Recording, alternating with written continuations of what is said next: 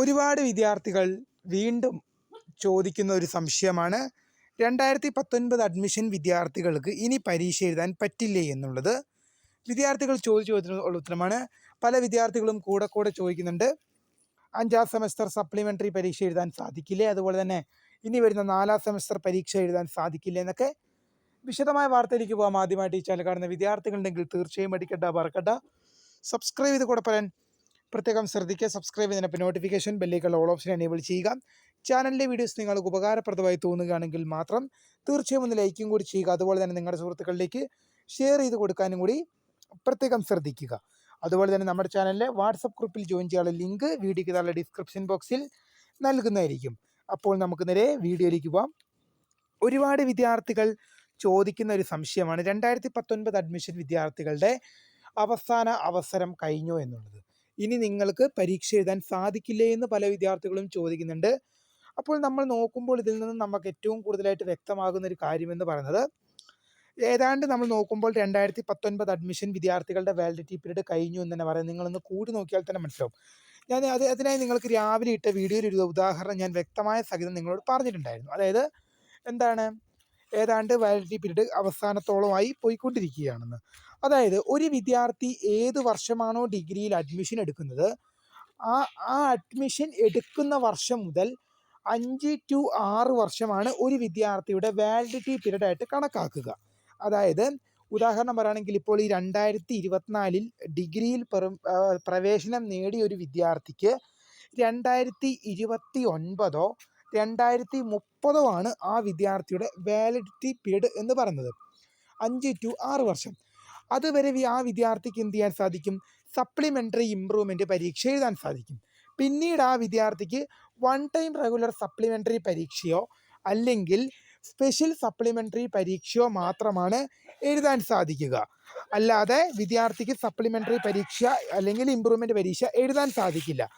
പിന്നീട് വിദ്യാർത്ഥികൾക്ക് token രജിസ്ട്രേഷനിലൂടെ 1 time regular supplementary പരീക്ഷയോ അല്ലെങ്കിൽ സ്പെഷ്യൽ സപ്ലിമെൻ്ററി പരീക്ഷയിലൂടെ മാത്രമാണ് ഒരു വിദ്യാർത്ഥിക്ക് പിന്നീട് എഴുതാൻ സാധിക്കുക. അപ്പോൾ ഒരു വിദ്യാർത്ഥിയുടെ വാലിഡിറ്റി പീരീഡായിട്ട് കണക്കാക്കപ്പെടുന്നത് 5 to 6 വർഷമാണ് ഒരു വിദ്യാർത്ഥിയുടെ വാലിഡിറ്റി പീരീഡായിട്ട് കണക്കാക്കപ്പെടുന്നത്. അതുകൊണ്ട് തന്നെ എന്താണ്, 2019 അഡ്മിഷൻ വിദ്യാർത്ഥികൾ നമ്മൾ നോക്കുമ്പോൾ 2020, 21, 22, 23, 2020, 21, 22, 23, 24 ഏതാണ്ട് നിങ്ങളുടെ വാലിഡിറ്റി പീരീഡ് എന്നുള്ളത് 5 വർഷം പൂർത്തിയായിരിക്കുകയാണ്. ഈ 2025 എന്നുള്ളത് നിങ്ങളുടെ 6ാം വർഷമാണ്. ചുരുക്കി പറഞ്ഞു കഴിഞ്ഞാൽ, ഇനി എഴുതാൻ പറ്റില്ല എന്നുള്ള ചോദ്യത്തിന് നിങ്ങൾക്ക് എഴുതാൻ സാധിക്കുമെങ്കിൽ ഞാൻ പറയുകയാണ്, ഈ ഒരു വർഷം കൂടി നിങ്ങൾക്ക് എഴുതാൻ സാധിക്കും. എഴുതാൻ പറ്റുമോ എന്നുള്ളത് ഡൗട്ടാണ്. പക്ഷേ അങ്ങനെ പറ്റുമെങ്കിൽ ഈ ഒരു വർഷം കൂടി നിങ്ങൾക്ക് എഴുതാൻ സാധിക്കും. കാരണം 5 to 6 വർഷമാണ് നിങ്ങളുടെ, അത് ഒരു വിദ്യാർത്ഥി എന്ന് ഡിഗ്രിയിൽ പ്രവേശനം നേടുന്നു അന്ന് തൊട്ട് 5 to 6 വർഷമാണ് ആ വിദ്യാർത്ഥിയുടെ വാലിഡിറ്റി പീരീഡായിട്ട് കണക്കാക്കപ്പെടുന്നത്. അന്നേരം എന്ത് സംഭവിക്കും? നിങ്ങളുടെ 6ാം വർഷം ഇതാണ്. അഥവാ നിങ്ങൾക്ക് എഴുതാൻ പറ്റുമെങ്കിൽ നിങ്ങൾക്ക് 1 to 6 സെമസ്റ്റർ പരീക്ഷകൾ, സപ്ലിമെൻ്ററി പരീക്ഷ, അതുപോലെ തന്നെ ഇംപ്രൂവ്മെൻറ്റ് പരീക്ഷ നിങ്ങൾക്ക് എഴുതാൻ സാധിക്കുമെങ്കിൽ ഇത്തവണയും കൂടി മാത്രമാണ് നിങ്ങൾക്ക് എഴുതാൻ അവസരം ലഭിക്കുക. അടുത്ത വർഷം നിങ്ങൾക്ക് ചിലപ്പോൾ അവസരം കിട്ടിയെന്ന് വരില്ല. കാരണം നിങ്ങളുടെ 7ാം വർഷമാകുകയാണ്. ഒരു ഡിഗ്രി ബാച്ചിലും 7ാം വർഷം വാലിഡിറ്റി പീരീഡ് ഉണ്ടായിരിക്കുന്നതല്ല. 5 to 6 വർഷമാണ് വാലിഡിറ്റി പീരീഡായിട്ട് കണക്കാക്കുക. അങ്ങനെ വരുമ്പോൾ നിങ്ങളുടെ അവസരം നഷ്ടമാകാനുള്ള സാധ്യതയും വളരെ കൂടുതലാണ്. പിന്നീട് നിങ്ങൾക്ക് പരീക്ഷ എഴുതാൻ പറ്റില്ലേ എന്നാണ് ചോദിക്കുന്നത്. പറ്റും, പറ്റാതിരിക്കാനൊന്നും നിവൃത്തിയൊന്നുമില്ല, പറ്റും തന്നെ ചെയ്യും. പക്ഷേ നിങ്ങൾ എന്ത് ചെയ്യണം? 1 ടൈം റെഗുലർ സപ്ലിമെൻ്ററി പരീക്ഷയോ അല്ലെങ്കിൽ സ്പെഷ്യൽ സപ്ലിമെൻ്ററി പരീക്ഷയോ കാത്തിരിക്കണം. എന്നാൽ ഈ 1 ടൈം റെഗുലർ സപ്ലിമെൻ്ററി പരീക്ഷയും സ്പെഷ്യൽ സപ്ലിമെൻ്ററി പരീക്ഷയും ഉണ്ടല്ലോ, ഈ 1 ടൈം റെഗുലർ സപ്ലിമെൻ്ററി പരീക്ഷയും സ്പെഷ്യൽ സപ്ലിമെൻ്ററി പരീക്ഷയും എന്നായിരിക്കും നടത്തുക? അത് യൂണിവേഴ്സിറ്റിക്ക് ഇഷ്ടമുള്ള സമയത്താണ് വിളിക്കുക. പിന്നെ നമ്മൾക്ക് വേണമെങ്കിൽ ആ പ്രൊസീജിയർ കുറച്ച് വേഗത്തിലാകാൻ ചെറിയ ചില കാര്യങ്ങളൊക്കെ ചെയ്യാൻ സാധിക്കും. അതായത് നിങ്ങൾക്ക് എന്ത് ചെയ്യാൻ സാധിക്കും? കൂടുതൽ നിവേദനങ്ങളും മെമ്മോറാൻഡങ്ങളും ഉൾപ്പെടെ യൂണിവേഴ്സിറ്റിക്ക് നൽകാൻ സാധിക്കും. കൂടുതൽ നിവേദനങ്ങളും മെമ്മോറാൻഡം ഉൾപ്പെടെയുള്ളവ യൂണിവേഴ്സിറ്റിയിലേക്ക് വരുമ്പോൾ കൂടുതൽ ആവശ്യക്കാർ, അതായത് കൂടുതൽ ആൾക്കാർ ഈ പരീക്ഷ എഴുതാനുണ്ട്. വാലിഡിറ്റി പീരീഡ് കഴിഞ്ഞതാണ്, എന്നാൽ ഒരുപാട് വിദ്യാർത്ഥികൾ ഇനിയും പരീക്ഷ എഴുതാൻ ബാക്കിയുണ്ട് എന്നൊരു കാര്യം യൂണിവേഴ്സിറ്റിയുടെ പരിധിയിൽ വരികയാണെങ്കിൽ ഈ പരീക്ഷ നടത്തുന്ന കാര്യത്തിൽ കുറച്ചും കൂടെ ഉഷാറ് പിടിച്ച് യൂണിവേഴ്സിറ്റി പെട്ടെന്ന് നടത്താനുള്ള സാധ്യതയും കൂടുതലാണ്. ആവശ്യക്കാർ എഴുതാൻ ബാക്കിയുണ്ടെങ്കിൽ യൂണിവേഴ്സിറ്റി അതിൻ്റെ ഉഷാറ് പിടിച്ച് വേഗം നടത്താനുള്ള സാധ്യതയും കൂടുതലാണ്.